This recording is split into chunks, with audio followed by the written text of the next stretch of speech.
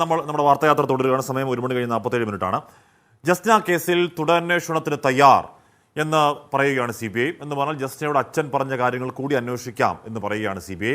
CJM കോടതിയിലാണ് CBI അവരുടെ നിലപാട് വ്യക്തമാക്കിയത്. അടുത്ത മാസം 3-ന് വീണ്ടും ഹർജി പരിഗണിക്കാനും പോവുകയാണ്. ഷഫീദ് റാവുത്തർ ചേരുന്നു. ഷഫീദ്, അഴിയാത്ത ഒരു ദുരൂഹതയായി ജസ്ന ഇങ്ങനെ തുടരുകയാണ്. CBIക്ക് പോലും ഒരു തുമ്പും കണ്ടെത്താൻ കഴിഞ്ഞില്ല.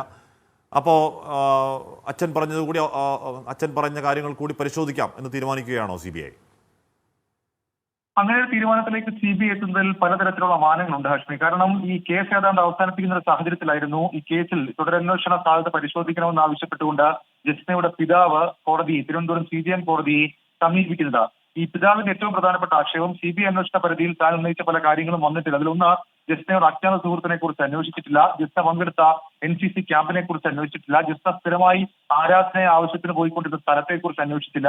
അങ്ങനെയുള്ള ചില കാര്യങ്ങളായിരുന്നു. മാത്രമല്ല, കഴിഞ്ഞ തവണ CBI അന്വേഷണ ഉദ്യോഗസ്ഥൻ നേരിട്ട് കോടതിയിൽ ഹാജരായി രക്തം പുരണ്ട വസ്ത്രം കേരള പോലീസിന് എത്തിച്ചിട്ടില്ലെന്നും ജസ്ന ഗർഭിണിയല്ലായിരുന്നുവെന്നും കോടതിയെ അറിയിച്ചിരുന്നു. ഇതിന് പിന്നാലെ ഇന്ന് കേസ് പരിഗണിക്കവെയാണ് തുടരന്വേഷണത്തിന് തയ്യാറാണെന്ന് CBI കോടതിയെ അറിയിച്ചിട്ടുള്ളത്.